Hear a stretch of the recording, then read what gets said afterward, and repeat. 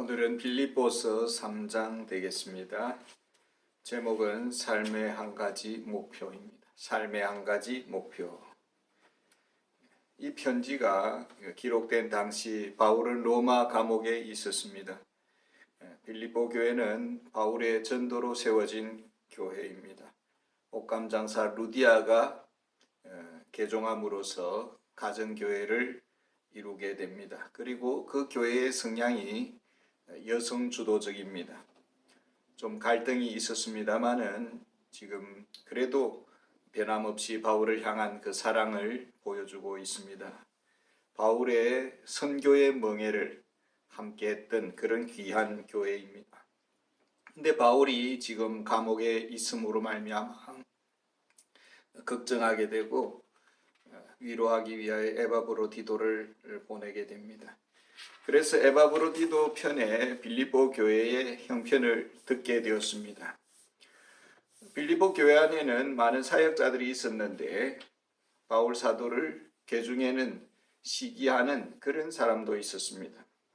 바울의 평판을 깎아내리고 먹칠하는 그런 좀 인격적인 그런 모자라는 사람도 있었습니다.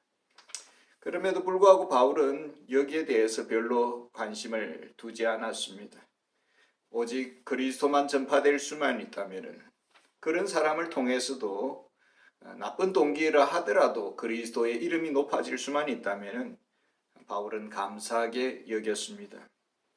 어찌 보면 바울은 그리스도의 사랑에 푹 빠진 사람이고 오직 그리스도로 배부르고 그리스도로 행복하고 감옥 속에서도 그리스도와의 깊은 은밀한 그런 인격적인 영적인 교제가 지속되었다라는 것을 우리는 알 수가 있습니다.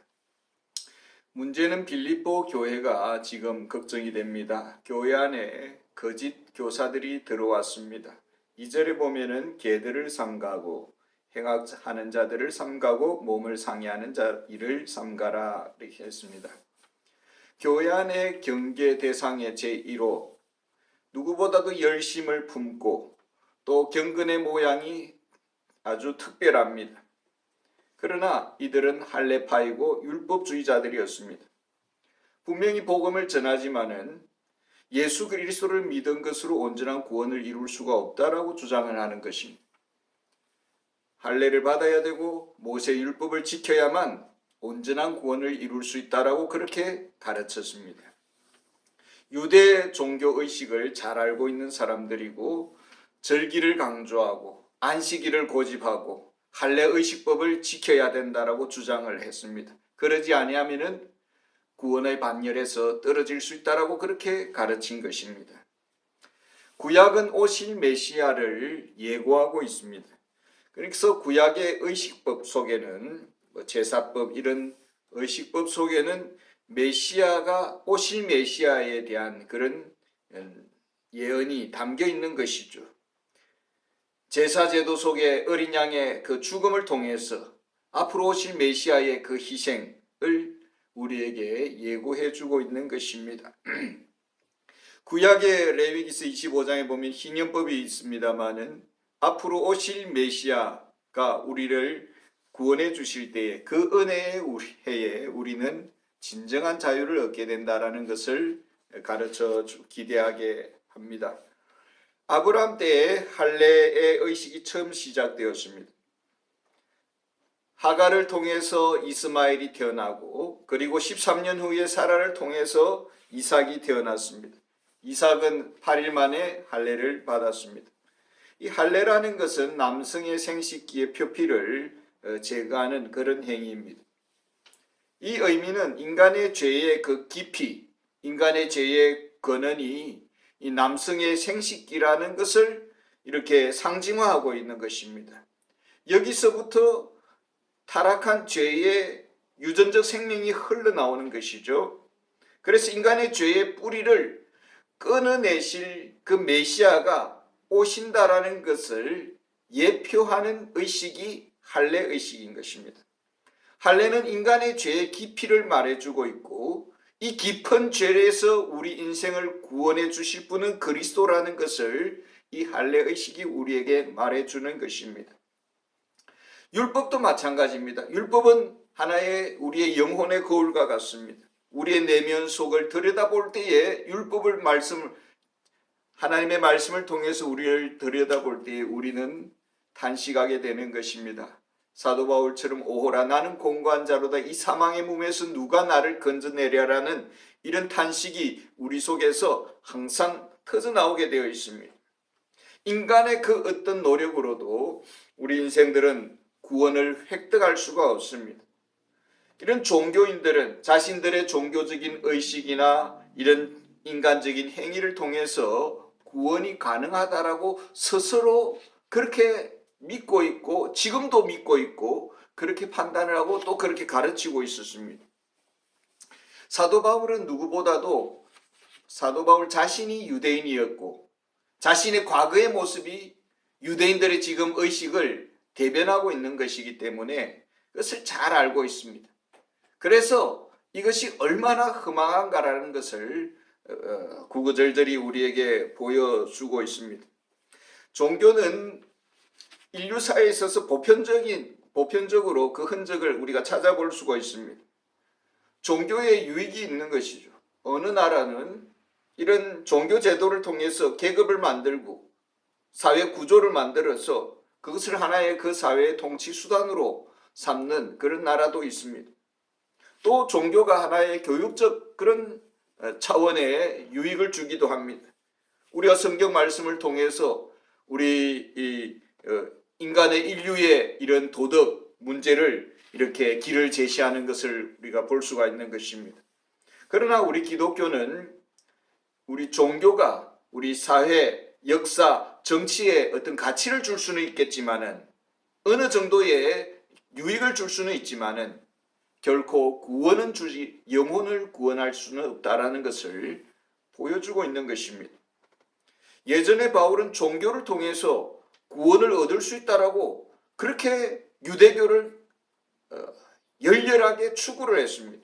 그래서 5절에 보면은 나는 8일 만에 할례를 받고 그랬습니다. 8일 만에 할례를 받았다. 할례의식은 조금 전에도 말씀드렸듯이 우리 인생의 죄의 깊이를 고발하는 의식입니다. 우리 인간이 얼마나 죄의 깊은 뿌리를 가지고 있는지, 그리고 우리가 여기에서 구원받으려면 이 죄의 문제를 끊어내려면은 예수 그리스도가 오셔야 된다라는 것을 할례의식이 보여주는 것입니다. 그렇지만은 할례의식은 우리에게 구원을 직접 주는 것은 아니다라는 것입니다. 5절에 보면은 이스라엘 족속이요 바울 자신을 가리켜서 이스라엘 족속이라고 이야기를 하고 있습니다. 이스라엘이라는 이 이름은 아브라함의 손자인 야곱이 야복 나루트에서 형 에서의 그 군대를 기다리면서 하나님하고 씨름할 때에 그 싸움에서 이기고 난 이후에 하나님께서 야곱에게 앞으로 이스라엘이라고 이름해라고 그렇게 이름을 주십니다. 이 이스라엘이라는 이름 속에는 야곱이 이스라엘이 되었습니다. 야곱이라는 이름은 부모님으로부터 받았지만은 물론 하나님께서 주셨죠. 그러나 이스라엘이라는 이름을 야곱에게 친히 주시는 것입니다.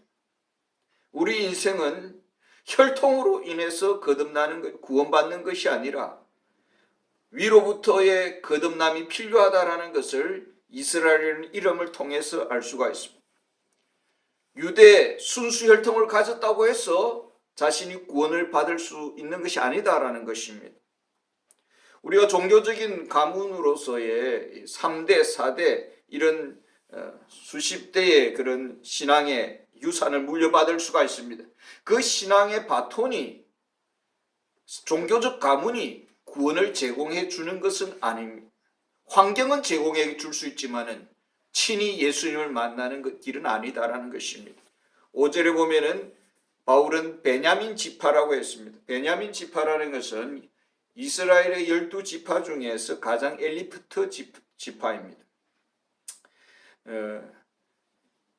야곱의 아내로는 레아 또 라헬이 있고 또 그 밑에 종들이 있었지만은 사실은 야곱의 내면 속에는 진정으로 적통 안에는 라헬이라고 야곱은 인식하고 있었습니다. 그래서 참된 장자는 요셉이고 그리고 그의 동생 베냐민이라고 판단을 하고 있었던 것이죠. 그러니까 베냐민은 적통 막내라고 할 수가 있고, 그리고 다윗의 왕조를 끝까지 뒤에서 지켜준 그 두 지파가 있죠. 유다 지파와 베냐민 지파입니다. 10지파가 다 이스라엘로, 북이스라엘로 나뉘어질 때도 유다와 베냐민은 다윗의 뒤를 따랐던 것을 알 수가 있습니다. 이런 자기들은 나름대로의 종교적인 이런 특권, 특별의식, 충성된 그 계급의식, 남다른 그런 의식이 있었다라는 것입니다. 우리는 명품 좋아하고요, 또 명문 가문이 되기를 원하고, 명문 목사 집안, 명문 장로 집안, 훌륭한 선교사님의 집안을 가지기를 원합니다. 그러나 그것이 명문이라고 해서 자동적으로 구원이 주어지는 것은 아니다라는 것입니다. 명문 순교자 집안이라고 해서 자동적으로 그 자녀들이 구원이, 예수를 믿지도 않고도 구원을 받는 것은 아니다라는 것입니다. 그리고 바울은 히브리인 중에 히브리인이라고 했습니다. 바울 당시에는 이스라엘 백성들이 많이 이방으로 흩어져서 살게 되었습니다. 그래서 히브리인이지만은 헬라 문화를 가지고 있는, 또 로마 문화를 가지고 있는 그런 사람들이 많이 있었습니다. 그러니까 히브리 전통 문화를 포기한 사람들이 많이 있었다라는 것입니다. 이방 문화와 살고 젖어서 살았던 사람들이 있었다라는 것이죠. 그럼에도 불구하고 바울은 유대 전통 문화를 지켜온 사람이다라고 말을 하고 있는 것입니다. 우리나라에도 진돗개 하면은 순수혈통이라고 족보도 다 있다고 말하지 않습니까? 우리가 신앙에 있어서도 장로교 전통, 청교도 전통을 가지고 있다라고 그렇게 주장을 합니다마는 그것이, 그 전통이 구원을 바로 주는 것은 아니다라는 것입니다. 그 다음에 율법으로는 바리새인이요 했습니다. 바리새인들은 바울 당시에 한 6천 명 정도 남아 있었다고 합니다. 이들은 철저히 성경을 문자적으로 해석하는 그런 아주 보수적인 신앙의 유산을 가지고 있었습니다. 오늘날로 말하면 보수신학, 신앙적인 그런 보수적인 가문, 그것이 구원을, 예수를 믿지 않고도 구원을 주는 것은 아니다라는 것입니다. 그 집안에 태어났다고 해서 바로 구원을 받는 것이 아니다라는 것입니다. 바울은 6절에 열심으로는 교회를 박해했다라고 이야기를 하고 있습니다. 바울은 진심으로 하나님을 사랑했고, 진심으로 하나님을 사랑하는 표현으로서 사이비 집단, 그 당시에 바울이 예수를 만나기 전에 기독교는 사이비 이단 집단이었습니다. 그렇기 때문에 그런 기독교 이단 집단들은 처형해도 멸망시키도 마땅하다라고 생각을 했고, 하나님을 향한 그런 열심이, 그 진심이 기독교를 박멸하는, 박해하는 모습으로 나타났던 것을 볼 수가 있습니다. 한마디로 말해서 자기가 믿는 신앙에 있어서 진실하게 일관되게 사랑한 사람이다라는 것을 알 수가 있습니다. 그럼에도 불구하고 종교적 진심이 예수 없이도 구원을 주는 것은 아니다. 종교심이 예수 없이도 구원을 주는 것은 아니다라는 것입니다. 율법의 의로는 흠이 없는 자라 했습니다. 부자 청년이 예수님께 왔을 때 예수님께 어떻게 하면 구원을 받을 수 있습니까? 했을 때 예수님께서 율법을 지켰느냐 했을 때 예수님께 자신의 율법을 다 지켰다라고 이야기를 했습니다. 율법의 문자적인 이 경계선, 영적인 내면까지 성령께서 보여주시는 것이 아니라 문자적인 경계선 안에서는 스스로 자신은 율법에 있어서 흠이 없다라고 그렇게 바울 사도도 판단을 하고 있었다라는 것이죠. 우리가 10계명 다 지키는 것이죠. 다메섹 도상에서 예수님을 만나기 전에 바울의 모습이었습니다. 이렇게 하면은 구원을 받을 줄 알았습니다. 그러나 다메섹 도상에서 예수님을 만났습니다. 마태복음 13장에 나오는 밭에 감추인 보화와 같이, 진주와 같이 그는 모든 것을 다 내어놓아야 됐습니다. 모든 것을 다 예수님하고 바꾸어야만 했다라는 것입니다. 구원에 있어서는 반드시 교환이 있어야 됩니다. 그리스도를 얻고자 한다면 그 교환에 그의 대가를 지불해야 되는 것입니다. 자기가 쌓아놓은 그동안의 종교적인 공로, 삶, 선행, 덕행 이런 것은 백해무익하다는 자기 내려놓음이 있어야 된다라는 것입니다. 7절에 보면은 그러나 무엇이든지 내게 유익하던 것을 내가 그리스도를 위하여 다 해로 여길 뿐더러 이렇게 말을 하고 있습니다. 지금 헌집 살다가 이제 새집이 결혼을 해서 새집이 생겼습니다. 그럼에도 불구하고 만약에 이 헌집을 늘 기억을 하고 늘 헌집을 찾아다닌다면은 새집을 얻은 의미가 없는 것이죠. 이 종교라는 옛날의 그 헌집, 이것은 오히려 붙잡으면 붙잡을수록 해로운 것이다라고, 이것은 포기해야 될 문제다라고 바울은 주장하고 있는 것입니다. 우리가 새 것을 얻기 위해서는 이 물컵 안에 새 물을 우리가 담기 위해서는 이 안에 있는 옛 물을, 지난 시간에 떠놓은 물을 다 쏟아부어야 새로운 물을 담을 수가 있듯이 구원해 주신 예수님을 우리가 모셔드리려면 우리 속에 있는 과거의 옛 종교의식들은 다 해로운 것으로 버려야 된다, 쏟아내야 된다라는 것입니다. 오히려 그것을 붙잡으면 붙잡을수록 이것은 구원의 장애물이 되고 해가 되고 독이 된다라는 것입니다. 8절에 보면 또한 모든 것을 해로 여기면 내 주 그리스도 예수를 아는 지식이 가장 고상하기 때문이라. 내가 그를 위하여 모든 것을 잃어버리고 배설물로 여기면 그리스도를 얻고. 심지어 사도 바울은 예수 그리스도의 복음 외에 다른 무엇인가를 추구하면 저주를 받을지어다, 다른 무엇인가를 가르치면 저주를 받을지어다라고 선포하고 있습니다. 오직 믿음의 빈손으로, 오직 은혜로 구원을 받는 것이지 우리 인간의 덕행, 인간의 어떤 공로, 인간의 어떤 품성, 종교적 또 가문 이런 것으로 구원을 받을 수는 없다라는 것입니다. 구원의 근원 대신 그리스도는 과연 어떤 분이십니까?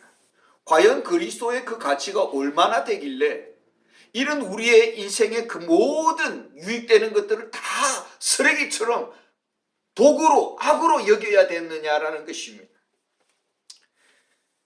그리스도가 주는 그 구원의 유익이 무엇입니까? 8절에 보면은 내 주 그리스도 예수를 아는 지식이 가장 고상하기 때문이라.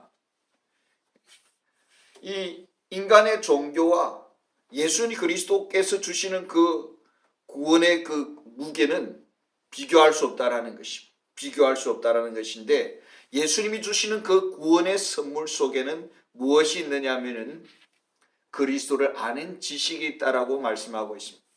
이 그리스도를 아는 지식이라는 것은 텍스트를 통해서 우리가 성경 공부를 해서 아는 그런 사실적 지식이 아니라, 물론 그것도 전제가 되겠지만은 관계적 지식입니다. 그리스도와의 신비로운 사랑의 인격적인 개인적인 관계 속에서 주어지는 그런 사랑을 의미합니다. 사랑 안에서 얻어지는 그런 지식을 말을 하고 있는 것입니다. 그래서 우리가 그리스도를 믿는다는 것은 곧 그리스도를 소유하고 있다라고 그렇게 표현을 하는 것이죠. 또한 9절에 보면은 내가 가진 의는 율법에서 난 것이 아니요 오직 그리스도를 믿음으로 말미암은 것이니 곧 믿음으로 하나님으로부터 난 의라 이랬습니다. 빌리그레암 목사님의 부인 되시는 그 루스 그레암의 사모님의 그 무덤에 보면은 묘비가 있는데 그 옆에 빌리그레암 목사님의 또 무덤이 있죠. 그 묘비에 한자로 쓰여 있습니다. 한자로 의라는 단어가 적혀 있습니다. 이 의의 단어를 자세히 보시면은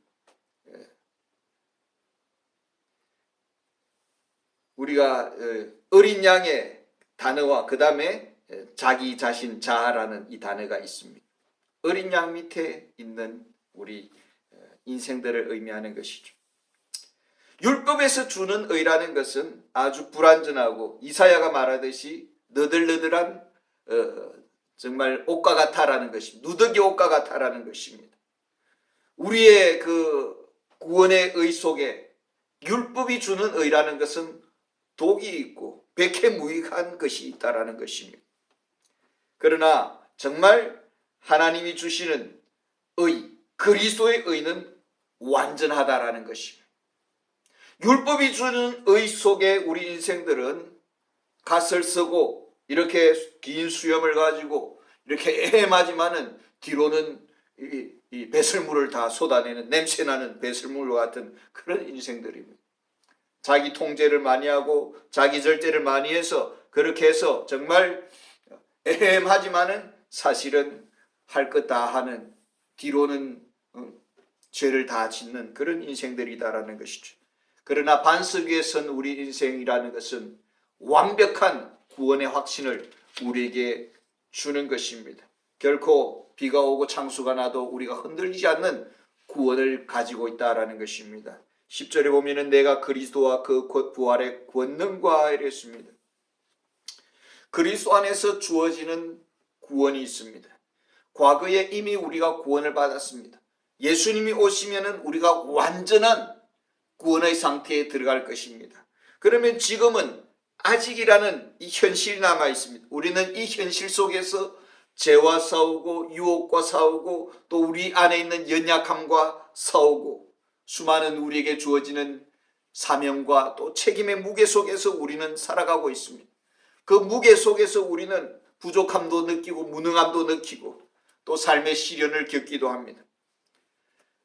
우리 인간의 힘으로는 너무나도 연약해서 정말 내가 구원받았는지 때로는 이게 저주받았는 건지 헷갈릴 정도의 큰 위기의 시련을 받을 때도 있다는 것입니다. 그러나 그리스도 안에서는 무한한 그 부활의 권능이라는 것은 그리스도 안에서의 무한한 능력, 죄를 이기는 능력, 유혹을 이기는 능력, 주님을 잘 섬길 수 있는 능력, 시련을 이길 수 있는 능력이 제공된다라는 것입니다. 그래서 사도 바울은 빌립보서 4장 13절에 내게 능력 주시는 자 안에서 내가 모든 것을 할 수 있느니라라고 말을 하고 있습니다. 복음을 증거할 수 있는 능력이 주어진다라는 것입니다. 그래서 어떻게 해서든지 그리스도의 그 무한한 자원, 그리스도의 능력, 그리스도의 권세를 많이 사용할 수 있는, 이용할 수 있는 자가 되어야 된다라는 것입니다. 무엇이든지 내 이름으로 구하면 내가 주시리라고 주님은 약속하였습니다. 이것이 하나님의 자녀들의 특권인 것입니다. 10절에 보면은 10절 하반절에 그 고난의 참여함을 알고자 하여 그의 죽으심을 본받아. 우리가 예수를 믿고 구원을 받으면 이제는 다 완전해집니까? 더 이상 염려 걱정 없고 뜬구름 위에서 우리는 날아가면서 살아갑니까? 때로는 오히려 내가 저주를 받았는가 착각할 정도의 심한 고난 속에서 욥과 같은 그 고난 속에서 흔들리기도 하고 정말 슬퍼하기도 하고 아파하기도 하고 괴로워하기도 합니다마는 그 고난의 참여함을 알고자 하여 우리가 그리스도를 위해서 당하는 고난 속에는 주님의 위로가 있다는 것입니다. 고난을 통해서 주시는 주님의 위로, 고난을 당할 때 주님께서 내가 결코 너희를 고아와 같이 버리지 않겠다라고 말씀하셨습니다. 오히려 고난을 당할 때 찾아오셔서 위로해 주시고 품어주시고 눈물을 닦아주시는 주님의 그 위로를 우리는 더 생생하게 맛볼 수가 있는 것입니다. 고난 속에서 우리가 더 깊은 사랑으로 더 정말 살아계신 하나님의 그 은혜를 우리가 체험하게 되는 것입니다. 11절에 보면은 어떻게 해서든지 죽은 자 가운데서 부활에 이르려 하노니, 우리가 예수를 믿고 우리에게 주어지는 많은 축복들이 있습니다. 마침내는 썩지 아니할 몸, 우리가 지금 죽으면은 우리 흙으로 먼지로 돌아가겠지만 우리의 의식은 하나님 앞에서 살아서 하나님의 그 거룩한 그 즐거움 속에 우리가 참여하겠지만은 주님이 다시 재림하실 때 우리는 썩지 않은 몸으로 다시 부활해서 영원한 주님의 몸처럼 우리가 변화되어서 정말 주님과 더불어 영원토록 우리가 왕노릇하면서 살게 될 것입니다. 자, 그리스도를 얻었습니다. 그리고 땅의 것을 모두 잃어버렸습니다. 그리스도 안에 하늘의 그 무한한 보화를 우리는 보았습니다. 그리스도를 소유한 자는 모든 것을 가진 자입니다. 그리스도의 능력을 소유한 자이고 또 부활의 몸을 우리는 기다리면서 살아가고 있습니다. 우리가 고난 중에 위로를 받기도 합니다. 더 이상 우리가 뭐 더 바랄 것이 있습니까? 그렇다면은 우리 그리스도인은 죄를 짓지 않습니까? 그리스도인은 아무 문제가 없습니까?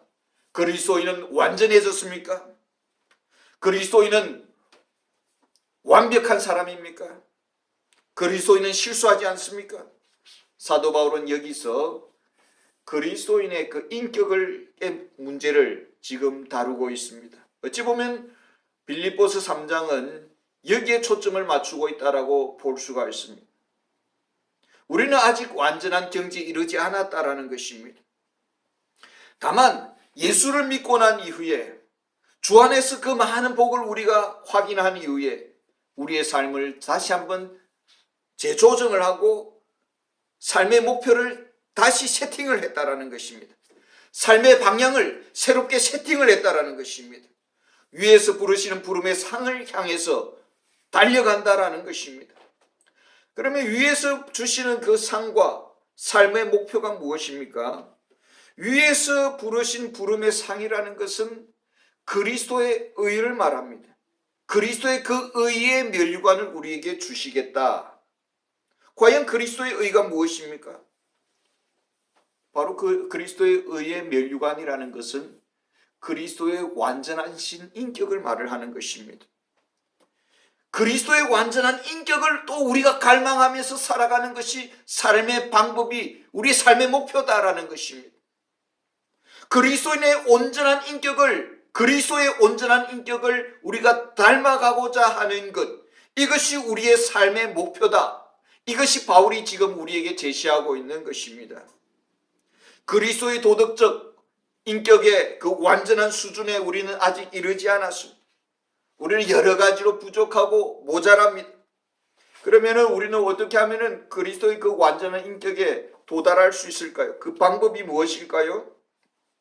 13절 보면은 형제들아 나는 아직 내가 잡은 줄로 여기지 아니하고 오직 한 일, 즉 뒤에 있는 것을 잊어버리고 앞에 있는 것을 잡으려고 표대를 향하여 달려가노라.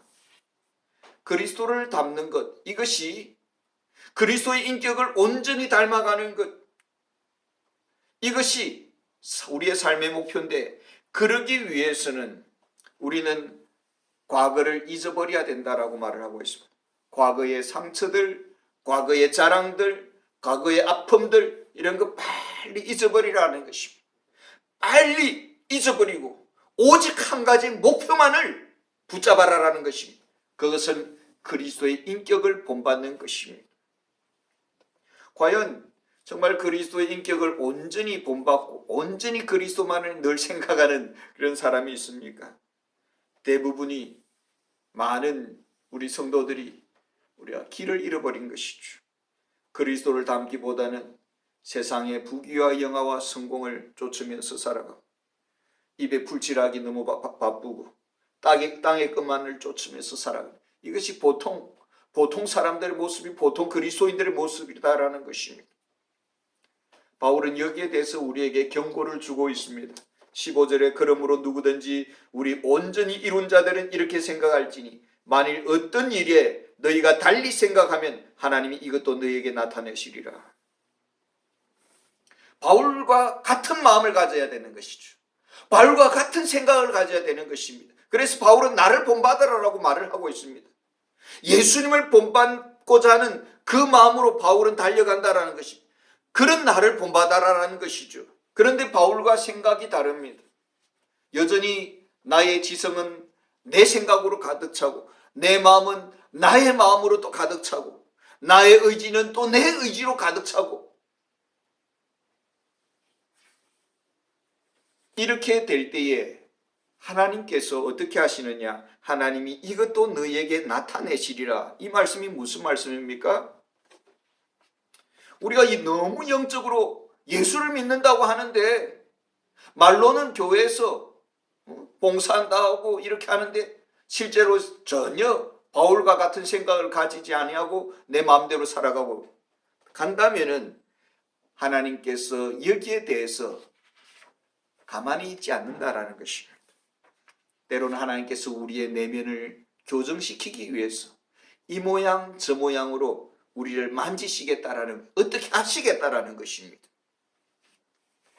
그렇기 때문에 우리가 정말 부모님이 자녀가 바른 목표, 바른 꿈을 향해서 달려가기를 위해서 노심초사하듯이 하나님 아버지도 당신의 자녀들이 그릇된 생각, 세상적인 생각을 가지고 살아간다면 가만두지 않겠다라는 것을 지금 말씀을 하고 있는 것입니다.